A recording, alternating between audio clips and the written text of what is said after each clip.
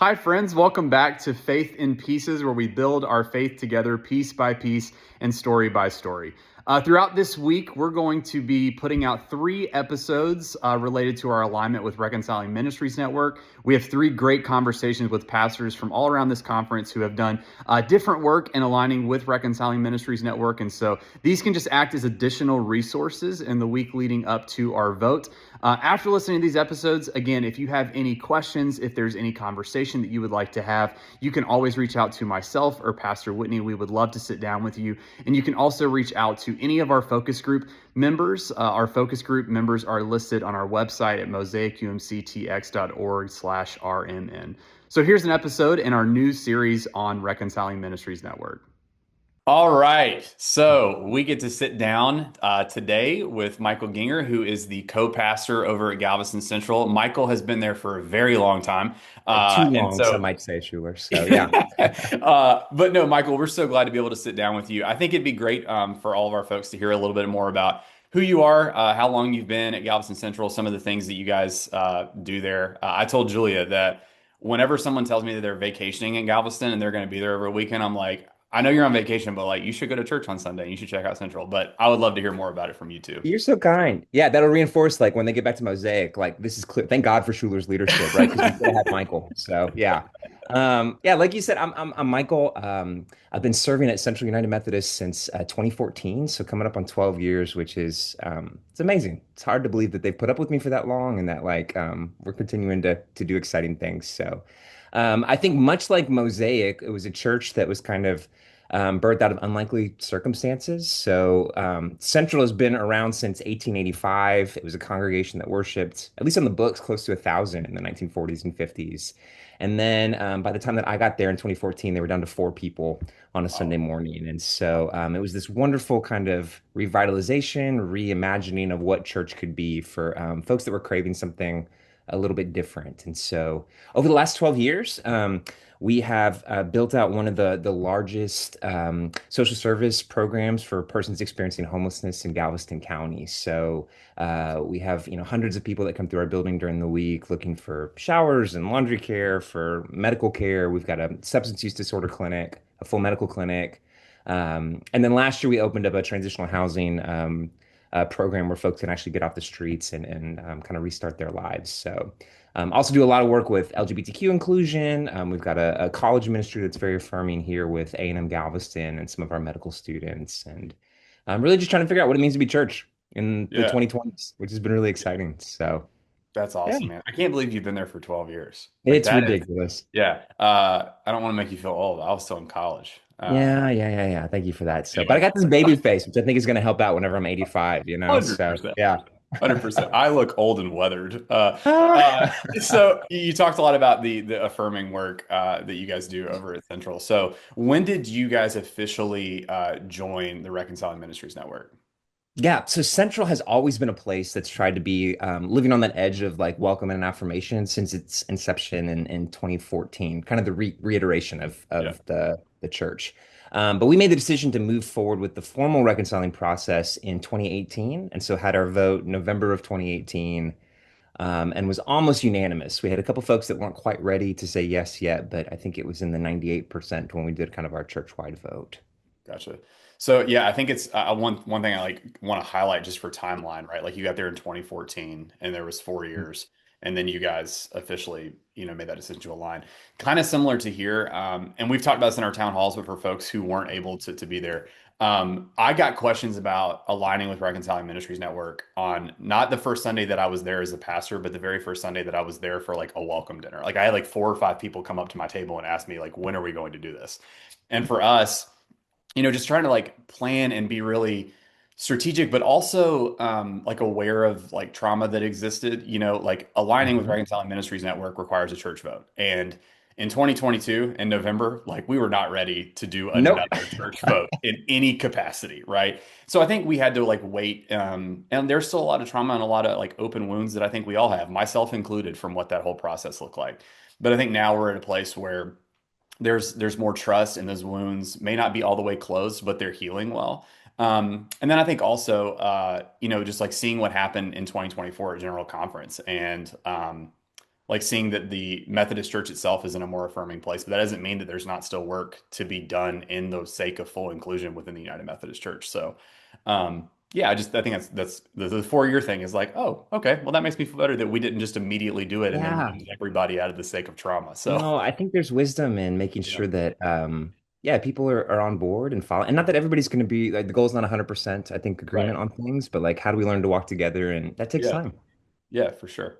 So since, 2018, what fruits have you seen specifically from that alignment? Yeah. So I imagine like you guys, there was a fair amount of anxiety when we were like moving towards this vote from folks, even my people that were, totally affirming in their like everyday life. Like, what does it mean to like publicly align with this? Are we like putting ourselves kind of in a corner where we're just going to be, this kind of church when we were really focused on justice and inclusion and equity across all these demographic Right, dividers, right? So, right. um, and so there was this question of like, what's the cost, which I've heard you ask before too. And then we tried to flip that and say, but what's the cost of not doing this, you Yeah, know? And I yeah, think being a church in the South, just the realities of our political climate and sort of the way that we move, um, we knew that there were going to be churches for folks who weren't totally on board with this to be able to go and find a safe landing point, and really vibrant, wonderful churches that are like yeah, love Jesus and love serving their neighbors, or just maybe in a right. different spectrum on this. But we had a hard time in Galveston. There was not another place in Galveston that folks could go if they identified as LGBTQ plus. And so Right. for my leadership and even for folks that found themselves maybe on the other side of this conversation, they said it's really important there's somewhere for people to be able to Yeah, go and to be able to worship freely, to be able to feel confident in who they are and who God made them to be. And so we decided that that outweighed like maybe our fear and anxiety, and we wanted to move kind of boldly and courageously through this. And yeah, so the fruit has been, um, yes, some folks that maybe decided this is not the church for us anymore, kind of a small percentage, and then an overwhelming growth of folks, and not just LGBTQ folks, right. but folks like me, straight white dudes, right, who wanted to come along and say, I want to raise my kids in a place that feels like inclusive and welcoming. We want to walk alongside people, the most vulnerable that the scriptures call us to over and over and over again, right? And this is a place where we're able to do that well. And so we've seen incredible growth.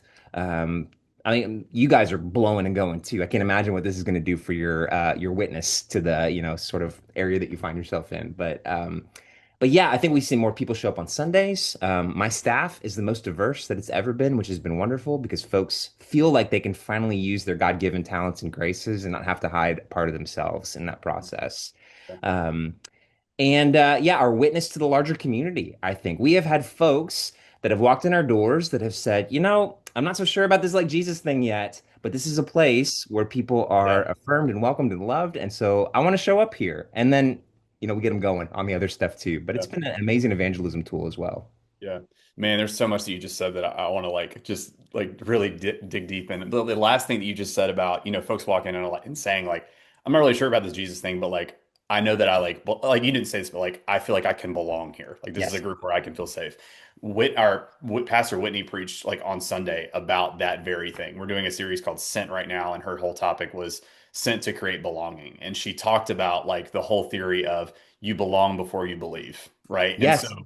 yeah, I think that really fits into what you just said. And so thanks for hammering down Whitney's amazing sermon from yesterday. Go Whitney. Yeah. Yeah, yeah. But I also think too, you talking about there may not be like another church in Galveston that does this or is very like clear and has clarity about it.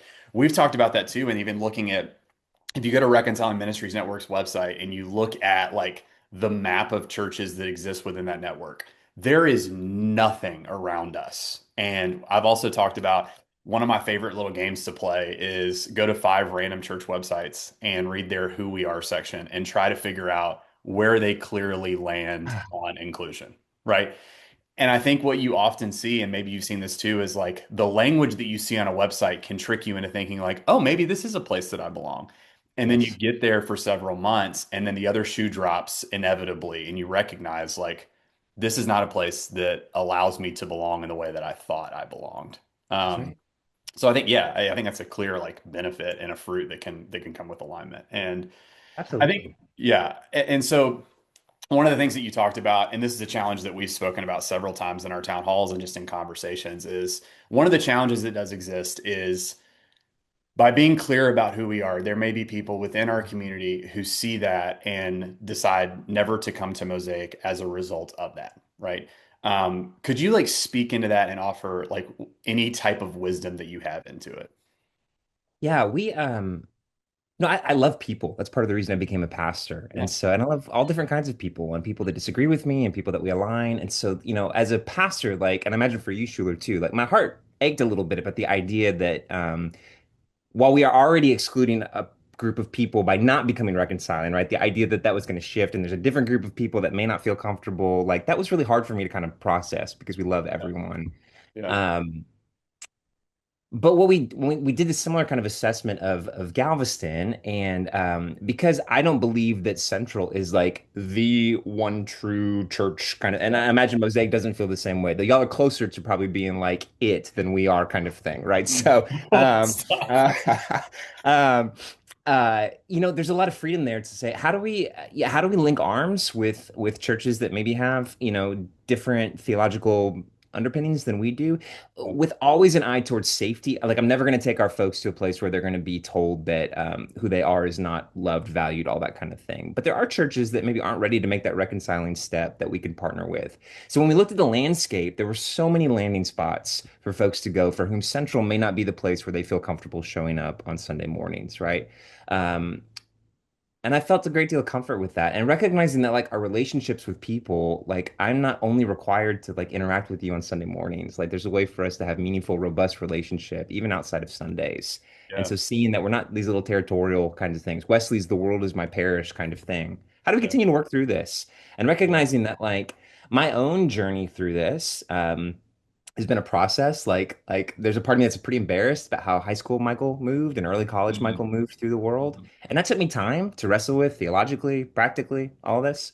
And so giving people that grace as well too to go on their own journey, to take the time that they need. Yeah.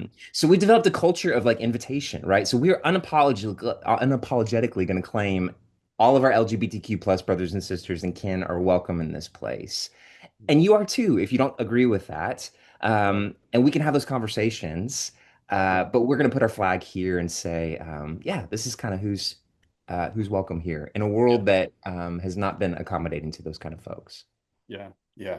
Man, I think that's so good. And I think like too, that speaks out of the humility that you have, but also the humility that I hope that all pastors have of this may not be the church. People may decide that this is not the church for them after making an affirming step. Like that's a challenge we just have to accept and not like ignore. But to also recognize like there is shepherding work that we can do even as pastors too, to say like I want your relationship with Jesus and your spiritual growth to continue. And here are places around us where that journey can continue if it's not going to be here. We would love for it to be here, but there are other places around us where that journey can continue. And I would love to walk alongside of you, even in like personal relationship, even if you're not choosing to be here, like in the worshiping community at Mosaic every single Sunday morning. And I think too, like, there may be people too who think like after this, like I need to take a break. That's fine. Like I think some of the most effective like movement of God that I have seen in my life is during the seasons where I have decided like I need to take a break from church. I can't do that anymore, right? Like, but I think going through college and having like a couple of months where I was like, I really need to figure out like where I am before I can deeply plug in. And I think there's the other side of that too, of like showing up when you're still wrestling through that. There's a lot of growth that happens there too. But I think there's growth that can happen in both of those areas. And in like taking a couple of like months to like really pursue like where is God calling me, but also showing up and still not being sure where God is calling you. So Yeah.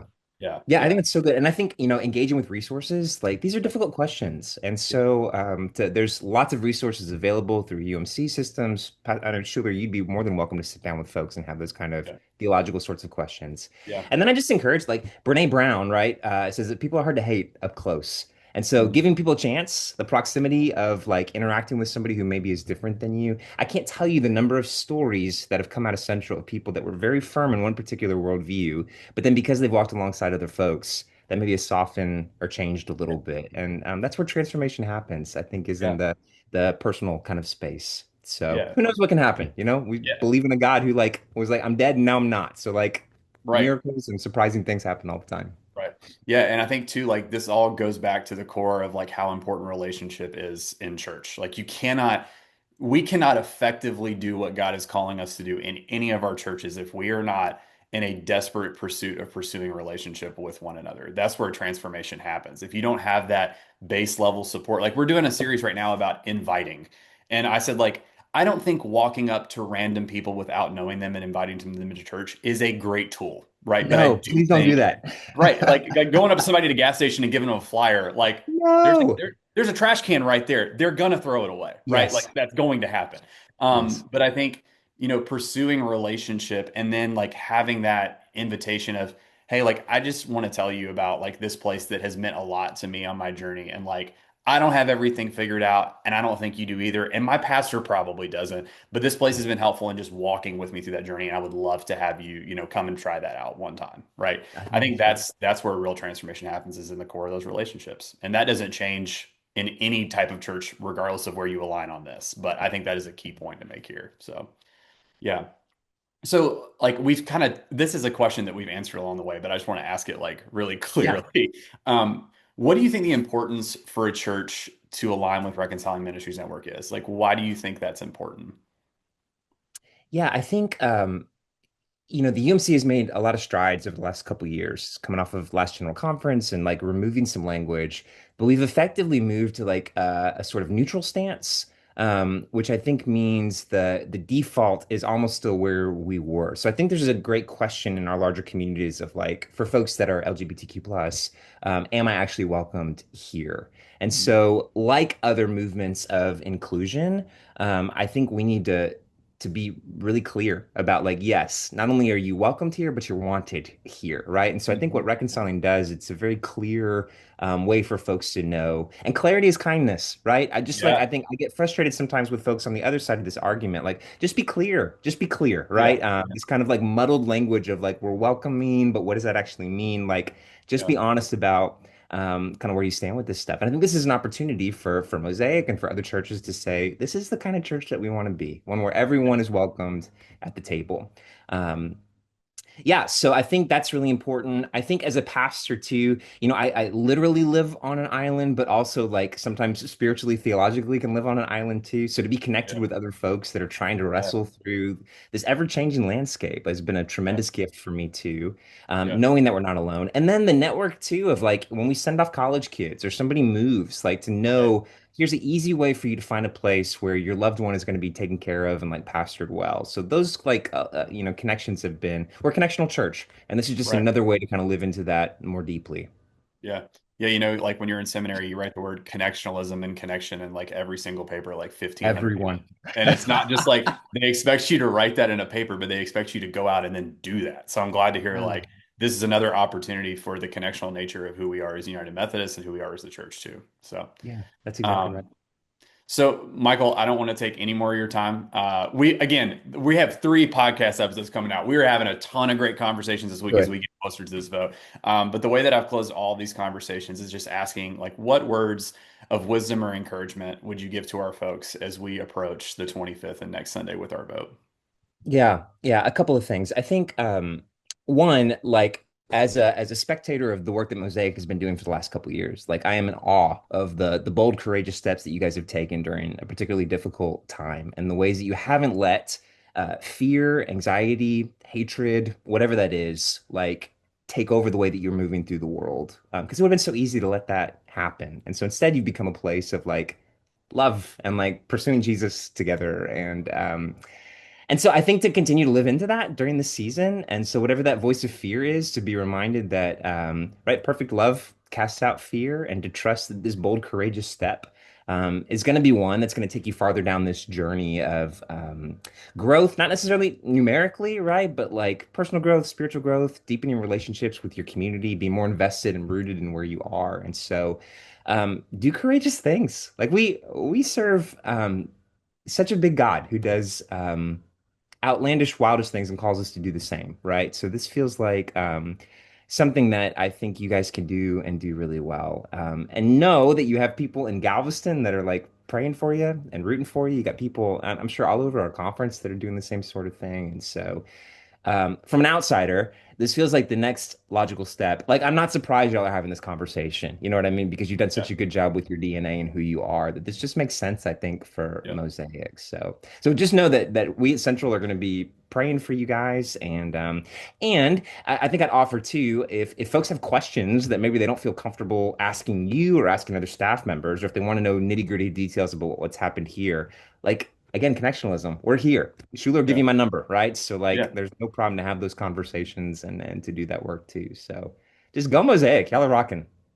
Thanks, man. No, it's a joy to be in ministry here, but it's also a joy to be in ministry just with you and people like Julie and Emily that we sat down with, and just all the other pastors. Like I'm really excited about like the direction of the church right now, and I don't know that I would have said that a couple of years ago, but I think like Yeah, there's just so much good momentum, and I'm just thankful for the relationships that I have with pastors like you and others around the conference that are always there for whatever questions and whatever things we're wrestling with together. And so I'm grateful that's right. that you took time to do this, and because I Yeah. know that And you're one busy. other thing I think do not lose sight of as y'all are getting ready to take this vote is there's somebody waiting in your community for you guys to do this. There's somebody who's Mm, waiting to walk in your front mm, door to be a vital part of the work that's happening in Mosaic, and they're waiting for this moment for you guys. mm. So like keep that person like in the front of your Yeah, mind that like yeah, we're gonna add one more chair up to this table today and get ready for that person. So yeah. that's good. Thank you, Shuler. Thanks, man. We really appreciate it. And yeah, again, if you're ever in Galveston, go to Central. It's Let's awesome. go. Grateful for what you guys do. So, all right, man. Well, have a good rest of your day. Thanks for sitting down for us, and we'll talk soon. I appreciate you, man. All right, thanks, dude.